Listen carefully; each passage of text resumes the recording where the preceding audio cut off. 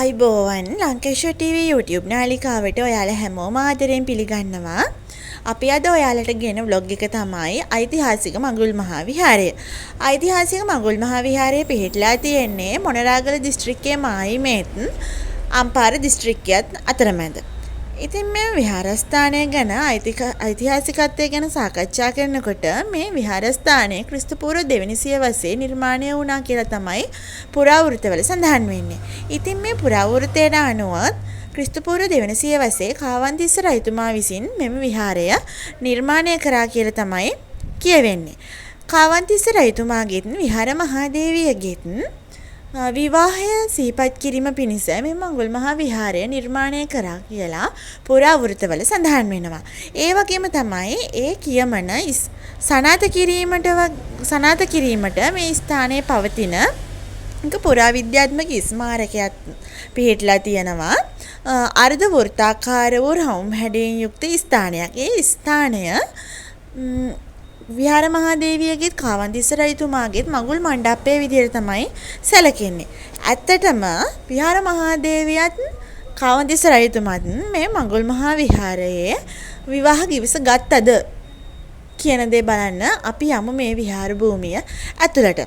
ඇත්තටම මේ විහාර භූමියේ තියෙන තවත් එක් සුවිශේෂී දෙයක් තමයි ඉතාමත් පැරණි භාවයෙන් යුක්ත වූ ගල් කුළුණු සහිත ස්මාරක මේ විහාර භූමිය තුළ දකින්න තියෙනවා. ඒ වගේම තමයි මේ විහාර භූමිය වටේම විශාල තාප්පයක් නිර්මාණය කරලා තියෙනවා. ඉතින් සීමාවක් සමග තියෙන මේ විහාරය ඉතාමත් ඓතිහාසික පුදබිමක් කියලා තමයි අපිට කියන්න තියෙන්නේ. මෙන්න මේ ස්ථානයේ තියෙනවා ඉතාමත් වටිනාකමින් යුක්ත අනුරාධපුරයේ මධ්‍ය කාලයට වගේ අයිති සඳකඩ පහනක්. මේ සඳකඩ පහන ඔයාලට බැලුම් නම් හිතෙන්නේ ඉතුරු සඳකඩ පහන් වගේමයි කියලා. ඒ කියන්නේ අනුරාධපුර විසෝමාලිගේ ඉදිරියේ තියෙන මෙන්න මේ වගේ සඳකඩ පහනක් නිසා. නමුත් මේ සඳකඩ පහනේ ඉතා සුවිශේෂී දෙයක් තමයි මේ සඳකඩ පහනේ ඉන්න මේ ඇත්තෝ. මේ ඇතා සමග ඇත් ගොව්වත් නිර්මාණය කරලා තියෙන. ඔයාලට මේ සමීප රූප වලින් දැක බලා ගන්න පුළුවන්. ඇතත් සමග ඇතගේ පිටේ ඇත් ගොව්වත් ඉන්නවා. ඉතින් ඇත්තටම මේ විදිහට තියෙන, ඒ කියන්නේ මෙන්න මේ විදිහට නිර්මාණය කරලා තියෙන සඳකඩ පහන් මේ ලංකාවෙම තියෙන්නේ මේ ඓතිහාසික මඟුල් මහා විහාරයේ තියෙන මේ සඳකඩ පහන පමණයි කියලා තමයි දැනට ලංකාවේ පුරාවිද්‍යාත්මකව තහවුරු කරලා තියෙන්නේ. ඉතින් මේ පුරාවිද්‍යාත්මක ස්මාරක අතර අපි හොයන්නේ අතීතය.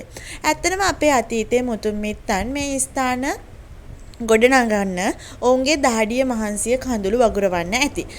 ඉතින් ඇත්තටම අපි ඉදිරියට යනින් ගමන් කතා කරමු. ඇත්තටම මෙම ස්ථානයේ විහාර මහාදේවියත් කාවන්තිස්ස රජතුමාත් විවාහ ගිවිස ගත්තද? එහෙමත් නැත්නම් ඒ අය මෙතන මාලිගාවක් නිර්මාණය කරාද? විහාර මහාදේවිය ගොඩ බැස්සේ පොතුවිල් වලින්ද?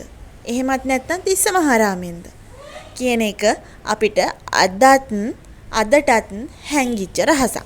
ඉතින් ඇත්තටම මේ විහාර භූමිය මාලිගාවක් කියලා නම් කියන්න අමාරුයි. මොකද මේකේ ස්මාරක තියෙනවා පුණ්‍ය භූමියක් කියලා කියන්න ඕනම තරමේ මේ ඈතින් පේන වෙහෙර වහන්සේ ඒකට හොඳම නිදසුන. ඉතින් ලංකාවාසී ලෝකවාසී සියලුම බෞද්ධ ජනතාවගේ වැඳුම් පිදුම් ලබන මේ චෛත්‍යරාජාණන් වහන්සේ ඉතාමත් සුවිශේෂී. ඉතින් මේ ස්ථානය ගැන කතා කරනකොට බොහෝ ඓතිහාසිකත්වයෙන් පිරුණු ස්ථානයක් තමයි මේ ස්ථානය. පුරාවිද්‍යාත්මක වටිනාකමින් යුක්ත වුණු ස්ථානයක්.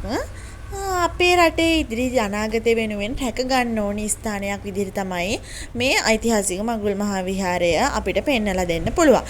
මෙන්න මෙතන ඔයාලට බලා ගන්න පුළුවන් ශිලාලේඛනයක් තියෙනවා. මේ ශිලාලේඛනේ තියෙන්නේ මෙන්න මේ ඔයාලට පේන්න තියෙන ශිලාලේඛනේ කොටලා තියෙන ගල් පියස්ස පූජා කරපු කෙනාගේ නම තමයි මෙතන මේ ශිලාලේඛනයේ සඳහන් කරලා තියෙන්නේ. ඉතින් මේ විදිහට එදා අතීතයේ ඉඳලා මුතුන් මිත්තෝ මේ විදිහට ගොඩනගපු මේ ඓතිහාසික අත්වයෙන් පිරුණු මේ විහාර භූමිය අපි අනාගතයට රැක ගන්න ඕනේ. ඔයාලට මේ පේන්නේ අතීතයේ තිබුණ ඉපැරණි විහාරයක්. මේ විහාරස්ථානයේ දැනට නම් ඉතුරු වෙලා තියෙන්නේ මේ හිටිපිළිම වහන්සේ පමණයි. පහු කාලයේදී නම් මේ හිටිපිළිම වහන්සේ විනාශ වෙලා තිබුණේ. නමුත් දැන් පුරාවිද්‍යා දෙපාර්තමේන්තුව විසින් මේක නැවතත් ප්‍රතිසංස්කරණය කරලා මෙන්න මේ විදිහට తాවකාලික වහලයක් නිර්මාණය කරලා තියෙනවා. ඉතින් මම ඔයාලට මේ වීඩියෝ එක පටන් ගද්දිම කිව්වා නේද විහාර මහදේවියත් කාවන්තිස්ස රජතුමත් මේ ස්ථානයේදී විවාහ කිවස ගත්තා කියලා. ඒකට අපිට නිදසුනක් තියෙනවා. මෙතන මඟුල් මණ්ඩපයක් විදිහට දෙයක් අපිට හඳුනා ගන්න පුළුවන් කියලා කිව්වා කියලා. ඉතින් ඒ ජනප්‍රවාදේන කතාවනේ. නමුත් ඔයාලට දැන් මේ පේන්නේ මම ඉස්සෙල්ලාම කිව්ව ස්ථානය තමයි. මේ ස්ථානය පුරාවිද්‍යා කැණීම් මගින් තහවුරු කරලා තියෙනවා. මේ ස්ථානය මඟුල් මණ්ඩපයක් තිබුණු තැනක් නෙමෙයි.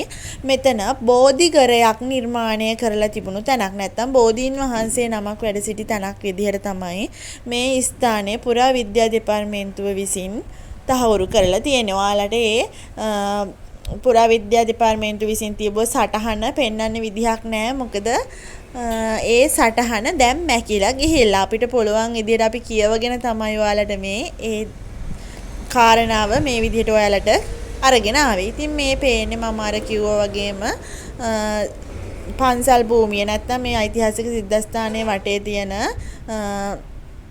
තාප්පය තමයි ඒ ඔයාලට පෙන්නුවේ. ඉතින් අපි අද ඔයාලගේ මේ විදිහට පන්සල් භූමියේ නැත්තම් මේ ඓතිහාසික ස්ථානයේ තියෙන බොහෝ දේවල් ගැන ඔයාලට කියලා දුන්නා.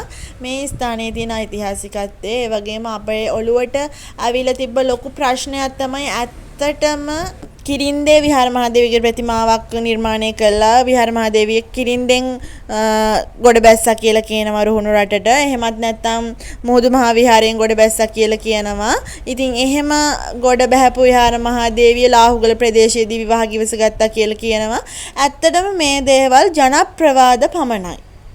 කිසිම පුරාවිද්‍යාත්මක තහවුරු කිරීමකින් තොරව තමයි අපේ රටේ මිනිස්සු මේ විදිහට ජනප්‍රවාද නිර්මාණය කරගෙන තියෙන්නේ. ඇත්තටම ඉතිහාසයත් පුරාවිද්‍යාවත් කියන්නේ දෙකක්.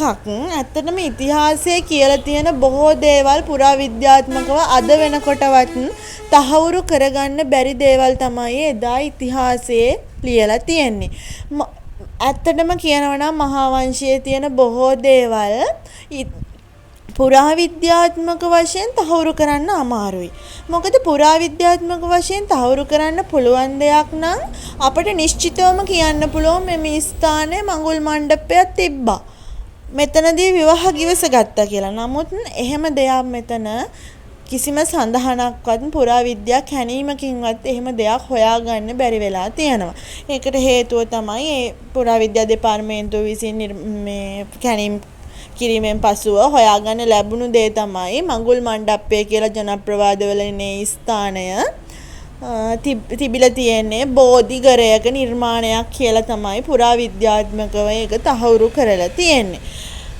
ඉතින් ඇත්තටම අපේ රටේ ඉතිහාසයත් පුරාවිද්‍යාවත් කවදාවත් සංසන්දනය කරලා අපිට දෙයක් හොයාගන්න අමාරුයි. මොකද ජනප්‍රවාද අල්ලලා තමයි ඉතිහාසය නිර්මාණය කරලා තියෙන්නේ. නමුත් පුරාවිද්‍යාව ඒ සියල්ල සනාථ කරන ආකාරයට තමයි පුරාවිද්‍යා දෙපාර්තමේන්තුව විසින් ඒ හැම දෙයක්ම ජනතාවට ලබා දෙන්නේ.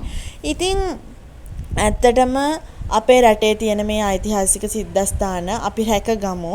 එහෙනම් අදට මම වීඩියෝ එකකින් සමුගන්නවා. අලුත් වීඩියෝ එකක් දාපු ගමන් බලනවා නම් අපේ channel එක subscribe කරලා තියාගන්න.